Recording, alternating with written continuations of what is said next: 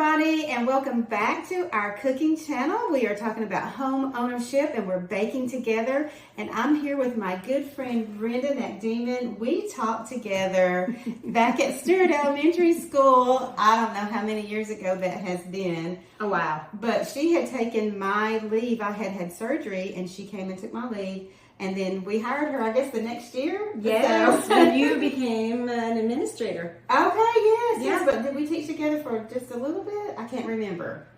No, I think that you came back and I was still serving in the district, and then you moved into administration and moved to Blythe Bower. Okay. Yeah, was that your first principalship? Mm-hmm. Okay. Yes, this is my first little stance in administration. I am retired now. It's nice. Oh, sure, she's retired. She's working her butt off in real estate. It's going great. But for those of you who have been following me, you know that back in the first of the year, I did send out these recipe booklets, and we decided to make every month count by making a recipe and sharing that with you guys. If you don't have this, we will have the recipe at the end of this video. Also, at the end of the video, I have a very special moment where we are walking through Brenda's garden, and she's going to tell us all about how that got started and just visit with her in her beautiful garden. So without due respect, we are going to go ahead and start, and I'm going to have my friend Brenda tell us what ingredients we need for our Thumbprint cookies. Yeah. All right. Okay. So yeah, a little bit of cheating here. Prestavia actually brings this stuff over. So she makes it easy. If she ever asks you to do one of these with you, you'll have a lot of fun. So we're already having fun. Yes, and so yeah, we'll get to that. If you want to be on the video and bake and have me come to your home, or we can go somewhere else and bake, I would love to do that. Awesome. Thanks, Brenda. Okay, so here we have Thumbprint cookies, and we have two different types of flour. So this is 2 cups, and we actually weighed it on the scale because your baking turns out better. So 2 cups of all-purpose flour, and 1 cup of yummy almond flour. Yay. Half a teaspoon of sea salt. Where did that go? Gosh, that looks like more than half a teaspoon, but yeah, half a teaspoon of sea salt. A cup of unsalted butter at room temperature. And we had to cheat by putting it in the microwave. And I learned how to do that in the microwave today. Saved me a lot of time. Half of a cup of sugar in our little container here. And we've got pure vanilla extract. I actually refilled this bottle with a really yummy bottle that my kids brought back from a trip to Mexico, I think. Oh, wow. Yeah, so this is a Costco refill with a giant bottle that doesn't fit. So it's legit. And then almond extract, I thought I had some, but I went downstairs and mine was star anise. So I'm glad you have enough in here. I have enough. Yes. And then our jam. We're going to use organic fruit spread. Apricot, peach, mango, orange. So that's going to be so yummy. I cannot wait to taste it. And look how easy it is. We're so strong. There we go. We did cheat just a little bit. Just a little bit beforehand. Yeah, I couldn't get it off. Prestavia had to do that. All right. So we're going to get started on mixing all of these things together. We'll be right back. Okay. And we are going to start with the very first part of our recipe, and that is what we need to do. Mixing together our flours. So we're going to put our almond flour in that bowl. We're going to put our all-purpose flour in that bowl. We're going to put our salt in that bowl. It's humid out, some of that salt's sticking. And we're going to whisk it together to get it all nice and combined. And then we're going to move over from the flour. We'll add this in a bit later. So we'll move over from our flour to our butter. So we'll take these little guys out of their packages, pop them in our handy dandy baking stand. We decided to be lazy, not using hand mixer. And let's just say that sometimes we have some allergies. So we're using plant-based butter. We like to use clean ingredients today. And so if you need to substitute anything, feel free to do that. I can't guarantee that things are It does work out well. I have alpha-gal. I got bit by a tick. Who knew? And I do too. I do too. Yeah. Do you have alpha-gal? I do have alpha-gal. You should not be having butter either. Well, my levels are down. Oh, that's so I'm good. right. We did talk about that. So yes. you do. That's why she's calling it clean ingredients, because I don't think sugar's unclean or butter. I love both of those. I do too. But okay, so now I'm going to go ahead and put my beater on My butter's in there. Woo, that was loud. Put my sugar in. And let that cream until light and fluffy is what it says. Oh, we need to put our vanilla and almond extract in as well. So I think it was, I don't have my glasses on. Is that one? Okay, so we're going to do, what is that? Vanilla, 2 teaspoons. 2 teaspoons of vanilla. Okay. You're not wearing glasses. No. Have you never needed them? I do. I do need glasses. I'm okay with, so my contacts are the ones that have the bifocals in them. So I'm able to read, okay. I wonder, do you have astigmatism? Because I don't think so. I wonder if I could get contacts ever, because this really is a pain looking for your glasses all the time. Yes. You can cut that part out too, I hope. I really was curious. Vanilla extract, almond. Okay, I think that's it. So now I'm going to turn this up a bit so we can get our light and fluffy. It's pretty warm in this kitchen too, so we'll have to be careful our butter doesn't melt. In fact, it's coming to light and fluffy pretty darn quick. I'll give it a quick little zip. And would you like me to go I'm going to go get a little scraper. Okay. And probably, I guess we should turn it off. What do you think? Yes. Looks fluffy to me. It's fluffy. Fluffy. Ooh. Yay. Ooh, that looks delightful. So I'm going to scrape some of this down. You can smell the vanilla. It's so hard to not want to take a little taste. I promise I won't. I promise. But we're going to be good. We're going to be good. I am happiest when I'm barefoot in my garden and barefoot with my baking. Yes. My happy place. So Brenda, tell us a little bit about home ownership. And I know you said you guys have been here for about 14 years. We have. My husband found this place. It was such a deal. Somebody was eager to get out of it. They had already moved. It had been empty. It had been rented. It was very, very completely empty when we came in.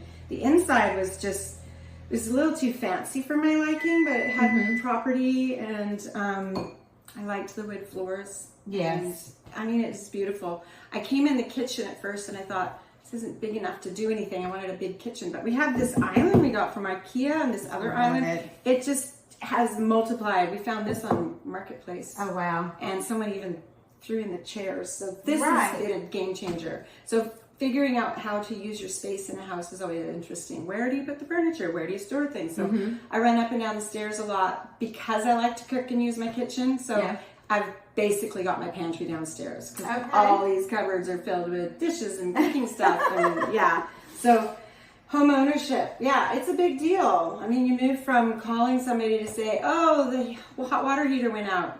And then we had to kind of reclaim the yard. It was full of weeds. There was no grass. So we spent years and years planting flowers, digging around. And then you decide how much work do you want. Do you want to just mulch it over, put a few shrubs, low maintenance in? Do you love flowers? Right. It's a lot of work. Like we're going camping and I have to think about what's going to get watered. So a couple of years ago, we actually put in a sprinkler system, which is going to game changer. You just spend summers outside moving the sprinkler. And then if you will stay tuned at the end of this video, we're going to go into Brenda's garden and share with you everything, all the beauty that she's done and all the hard work she's put in. Crazy mess, but okay. Turn it on slowly, gradually add the flour and mix until combined. There you go. Yes. I guess we need to get a move on too because this stuff will melt. Yes, stinking hot. Want a little bit of consistency to your dough there, but it looks like it's coming together pretty good. It does, doesn't it? Oh, good old good old stand mixers. Oh, this is fun. One of these days, I'm going to get a cameraman to help out. When you're rich and famous from your YouTube channel. One day. Oh, perfect. I bet you some of the kids from Cleveland High and their media programs could count that as hours. Yes, it's a wonderful idea. Oh, think about that. Thanks, Brenda. We're out of the box thinkers, huh? All right, we are back. We've got our dough mixture all together, and we're going to roll these into 1-inch balls. And we're going to place them on 2 cookie sheets that we have prepared with parchment paper. And then we'll just go from there. Yeah, I think we push little thumbprints in them. That's right. All thumbprint. Yes, yes. And I won't say we took a little bite of the dough. It was good. Yes. Okay, so we'll get ready with that. Scrape this down. You can go ahead and start. I'm just going to make sure we got all our dough. That's the jam. All right, we'll put the jam there. In there. Woohoo. There's your spoon. Oh, thank you. 1 inch. I think I said 1 inch. Yes, 1 inch balls. And we don't have to use any flour. No flour. How far? I wonder how far apart these have to be. They don't spread a lot. It doesn't really say because we're going to push them down anyway, so I don't think they're going to spread a lot. We just super scrubbed our hands again. Yes, we did. You're not in there, Presavia. Hey, everybody. I do not want to be the star of your show. Like one day I will have my own cameraman. Or woman. Yes. Yes. So, so one of the things too about home ownership is you had talked about HOAs in our garden and how keeping your yard and everything that they didn't, what was it they don't allow?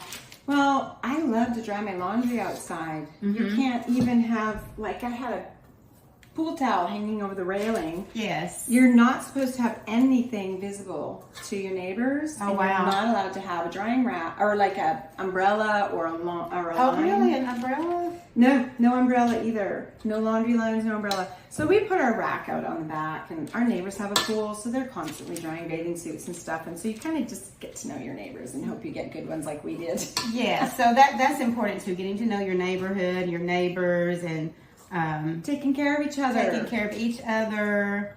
Looking out for each other's property and lost pets. And my dog used to wander. I have neighbors' dogs. They wander a little. We look out and take them home. And, you know. You're like, okay, little Sally, you don't need to be over here. Exactly. Yeah. And actually, our pets are not even supposed to be off leash in our yard. So if our dogs can't be controlled, and our puppy has been a wanderer, so. But yeah, and there are things like we have a pop-up trailer that we bought from some other neighbors, and we can't fit it in our garage, but my mom happened to have enough space to put it in hers. You can't leave any camping stuff out for longer than 3 days, and only if you're prepping to go on a trip. Right, So sometimes that's a bit of a pain because, I don't know. It can be hard. If you have an HOA, make sure you read it, because once you're here, I've been so frustrated at times. We've been like, we're just going to move. This is crazy. But yeah, some HOAs you will get fined if you are not adhering to the policy there. So make sure that you read that before you sign anything or buy a house in a neighborhood that you're kind of not sure of things that you can do. Yeah. The other thing is that some people in our neighborhood weren't even aware. So the real estate agent, ask your real estate agent. They are the ones who are supposed to know if there is an HOA and provide you with that documentation. Because when you go to the title office, it's supposed to be on file. You're supposed to know exactly what you're getting into. It is. Your real estate agent, and I'm going to call out realtors, so we can pull that from the title company, the restrictions for the neighborhood, how much the HOA's fees are each year, whether they're yearly, monthly, quarterly. We also are able to let you know, because usually at closing you have to pay part of that up front. So those are some questions you need to ask your realtor, and those are things that I share with you if you use me. If you have a good real estate agent. That's right. Our HOA is super friendly. We all take turns serving. So we understand what it is we're getting for our money. We all make sure we're taking care of our investment. Yes, exactly. Here, grab that. That would and be great. you also just, you want to ask those questions of the neighbors and how the HOA is going, and and then just be a voice too if you can. Take part and contribute, because they actually is more behind the scenes. I've served a couple of times as secretary, and then I'm like, oh, I get it now. We're actually taking care. We're actually saving money. We put in a sprinkler down below to take care of that. Oh, this neighbor has been taking care of this for 10 years and we never thanked him. Like, there's a lot of stuff you don't recognize that goes on behind the scenes. Right. To protect each other's home value. That's right. You want your neighborhood to look nice. That's right. Yeah. Yeah. Okay, so what we're going to do, we've got them all rolled out into 2 beautiful cookie sheets, and we are going to press down our thumb, or you can use the back of the spoon to press your cookies down. Spoon I just licked. So now what we're going to do, Brenda? I think we need to respace these because you don't want to have a bunch of empty space on your cooking sheet. Okay. All right. Because of uneven baking. So let's just even that out and make a really lovely mathematical array. There we go. Retired teachers, right? Go figure. It's gotta look nice. Yours looks perfect. Okay. Okay. So now we are going to thumbprint. We're going to gently press down to form discs and use your thumb or the back of a spoon to make an indentation in the middle of the cookies. Okay. So make a disc. Oh, just cute. Okay. So we're reshaping. I don't have to go too far down. I have never made these before, but they're literally one of my favorite cookies in the world. Don't know why I've never made them, because boy, it was easy using your recipe. You know why? I think I don't bake this kind of thing because my kids are grown, and I'm the only one who likes sweets like this. But our grandson's coming this afternoon. He'll be delighted that you came over with thumbprint cookies. All right, so now you can see that we have pressed down our cookies, and now we're going to fill it with this lovely orange. Apricot, peach, mango, orange. Yes. Okay, there's your spoon. I'll go get another one. Okay. So we're just going to gently place. Got it, right? It's only a couple, 2021. I think they bought it in 2022. And it was brand new. Like they literally bought all the warranty and everything. So I'm really hoping. Okay, I'll get faster at this. I don't think I'm being generous enough with my jelly. Yummy, yummy, yummy. This stuff is to die for. It does change color, you know. This has been in the cupboard for a little while. And it used to be like yellow. Oh. More yellow. That's oxidation. It must have a little bit of... That's a good idea. Nor did I. Oh, look at all the peaches coming to the top. Oh, good my plan. gosh. Yes. Scoop, scoop, scoop. Oh, yeah. Yes, that's what we want. And this will be another experiment because I had heard that convection ovens were better than regular ovens for baking. Oh, really? And we've done a lot of improvements on our kitchen. At one point, we almost did a kitchen reno. We were going to block this door, make a full pantry, move the fridge, build a full island, put the sink over here, looking out the window, change the windows. We've since replaced the windows, but this would have been changed, would have been a sink area. Yeah. And we would have cut that down and made a breakfast bar. This whole wall was coming out, and French doors from that room onto the deck.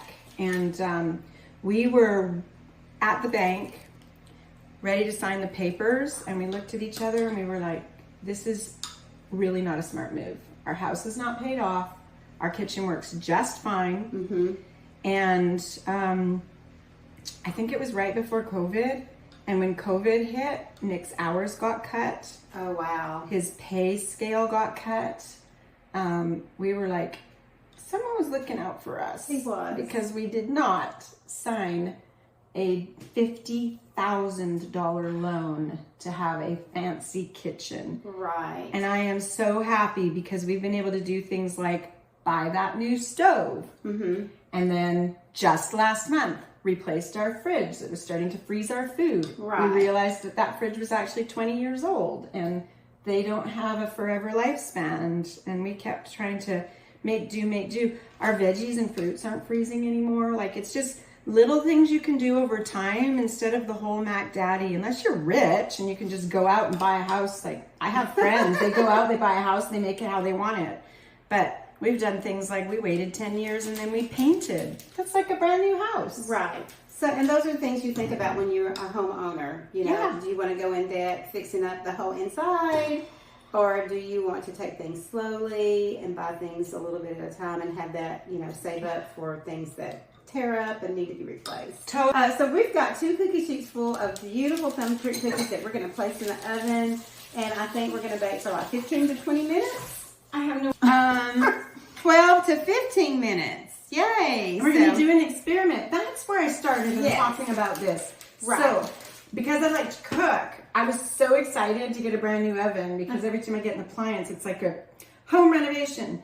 So I have a double oven, and the top is just one rack. So when you're cooking, you don't have to heat up the whole kitchen with the whole big oven. Right. So a small normal oven on top, and then 2 shelves on the bottom that are convection. And they say convection bakes well, but I'm having a lot of trouble getting things to bake On convection. on convection. It's supposed to like mix the air up and be more. Right. It's more even, but things aren't crispy. Things take longer. Okay.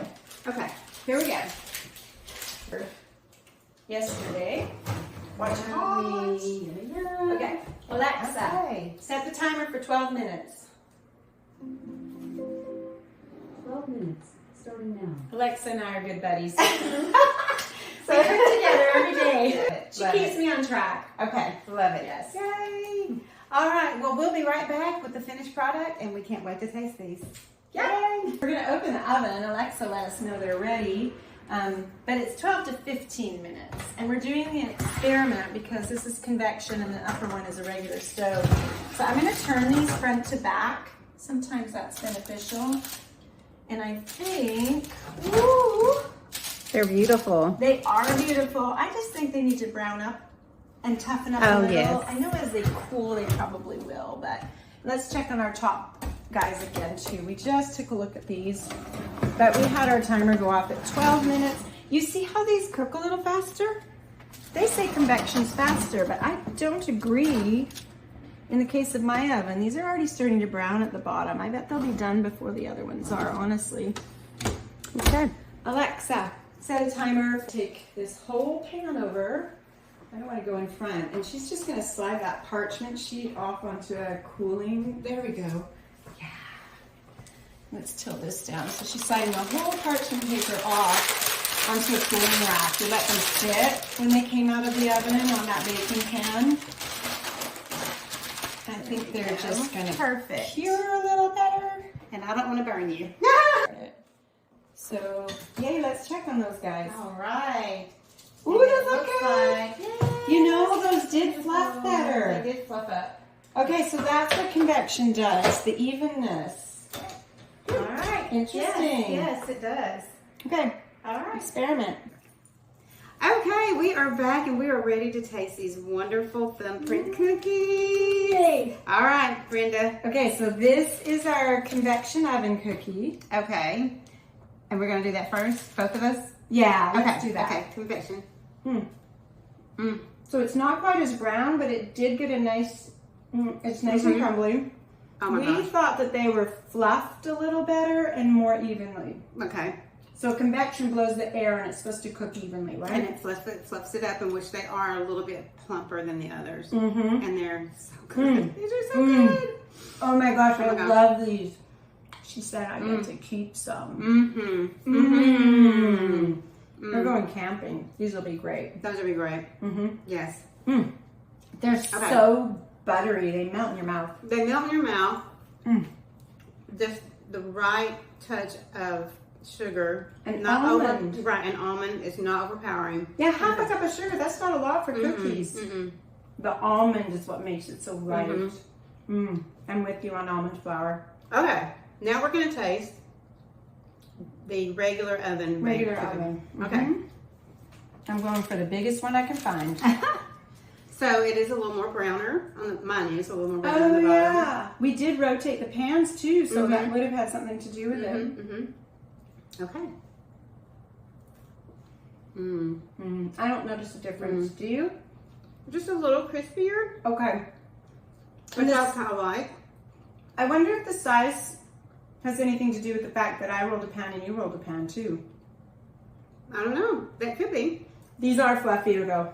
Yes. The convection oven makes them fluffier and more light and airy. And then the regular oven makes them a little more crispier, a little more firm. But very good. Both ways. That hint of almond. Oh, the almond extract. Yeah, that's good. It was, oh no, it's okay. Yeah. Cheers. Cheers! Thank you for joining us on my channel for baking and home ownership. Stay tuned at the end. We're walking through Brenda's garden that she has created. She and her husband have created here at Benjamin Crest. All right. Thank you for joining us. Have a great day. Thanks Bye. for coming to visit today. Bye. Yummy.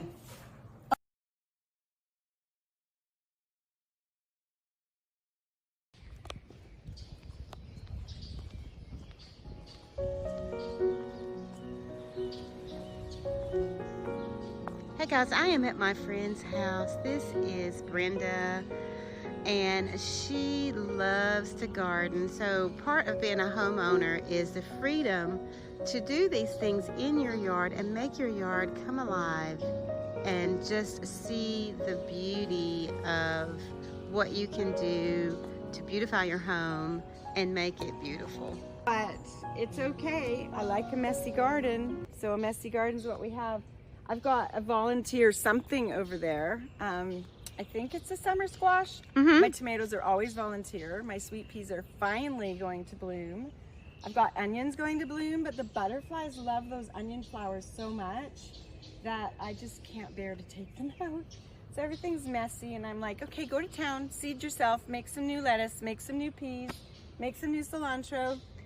And yeah, so we got a couple garden beds over there. Okay. We try to keep this bank, we bought this property next door just so that we could have a sense of not living in a neighborhood and making sure nobody would build. And Nick's let that box elder grow big to like cut back on some of the weeds that will take over. So we got a lot of volunteer stuff back there, and I throw, you know, cuttings back there. So intentional bee balm and some wildflowers and things will come up in the midst of all that mess. Oh, okay. Well, I learned to seed block this summer, well, spring. So I took a Creekside Flower Farm course online and learned how to take your starter seed block and have these big trays from Target, boot trays, filled with baby seeds. That is awesome. So I grew Lysianthus and snapdragons, and I just had all these babies down there. Nasturtiums I put in straight into the ground. This balloon flower has been growing for years and years, and I remember being in garden club and telling somebody once that I couldn't grow bee balm, and they're like, what? I could take that out like a weed, and someone else was like, don't be so mean. So can't grow bee balm? What's that with you? So clearly bee balm is taking over, but I have beautiful flowers behind there too, but I couldn't bear to take it all out. So I like a messy look, and a lot of stuff is perennial and it comes back. A lot of stuff self-seeds, and I just pick through in the spring and pick what I want. I grew that celosia that's about to come. My biggest joy is Lysianthus, because they're supposed to be super hard to grow, but Morgan gave an amazing course online on how to grow all this stuff, and then we got handouts and things for when to plant, and I got a grow light and a big heat mat, so my basement was just filled with babies. It was so fun. But I intended to make a cutting garden, but there's too much in here that was already here, so I had like the gardenary ways, little, you know, clumping and how to put this stuff out, and I had this netting that was supposed to keep everything from falling over, but the best laid plans. So I have larkspur in there that I put in the spring, and then my mom and I exchange flowers, friends exchange flowers, and we just plop things in, and sometimes they die off and they'll come back the next year. So it's a great way to grow your garden. We've been here for 14 years, and when we first moved in, the house had been rented, so there was literally no lawn. It was all weeds and dirt, and we had to kind of like kill that off and start fresh. Right. Because the HOA does require that you have a lawn. So okay. That's kind of a decision you need to make when you buy a place. You need to know if there's an HOA, because I like to dry my laundry on the line, but I'm not allowed here. So taking a look at those things are very important. Yeah, we're required to mulch. We're required to keep things tidy. We're required to have a certain fence. So some of that's been a bit frustrating, but I think over time people get to know you as a good neighbor, and they're willing to have a little leeway for your messy stuff because they know in the end it's going to be kind of pretty, and it's not taking away from the value of the neighborhood. Right. I think that's the big deal. That's a key. Yeah. Yes. So all sorts of stuff in here. I've tried dahlias last year for the first time. This is hollyhock that's come back on its own. I picked some of these little buds out in the wild somewhere, and they've just taken over. So after the winter, I just pick things up and move them around and figure out what grows and what doesn't. And some of this stuff I grew in my basement. Some of it's been here for years. It's just so beautiful. I hope that's a Mexican sunflower that's self-seeded. I believe it is. Wow. And yeah, everything has changed. These crepe myrtles have tripled in size.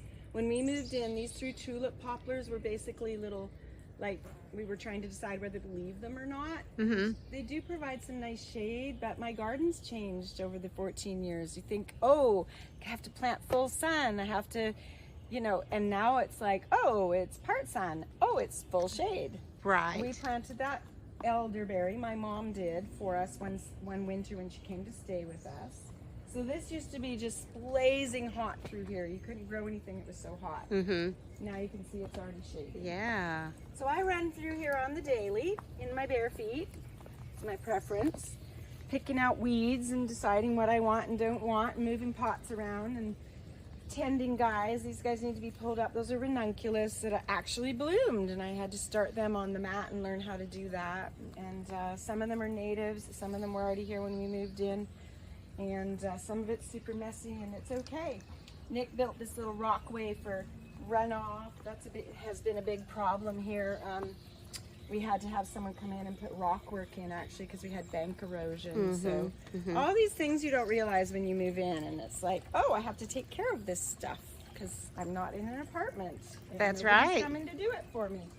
This is a giant jungle back here, and I love it. This is literally like a nursery where it's like, hey, would you like some rudbeckia? Do you want some crocosmia? And everything just multiplies, and friends come over and pick what they want. And I've learned about chiggers, so I tend to not go down there much in the summer. It's hot, and our birds don't get fed in the summer. They're too expensive to feed in the summer, and I grow all these flowers for them. They need to go and learn to be birds and not depend on all of our food. That's a great idea. That's yes. Yeah, we feed them in the winter when it's cold. Yes. So, okay. yeah. Beautiful. So messy here. And then this porch I used for my little seedlings as they were learning to be outside. We had to have this rescreened when we moved in, but he did a great job. We've had it painted a couple of times. So these areas are great, but they sure weather. So maintenance on decks and things, figuring out if it's wood or plastic, and they... Right. Yeah. Okay. Yeah. Well, I was just out here tending guys, and I was like, okay, I'm ready. I'm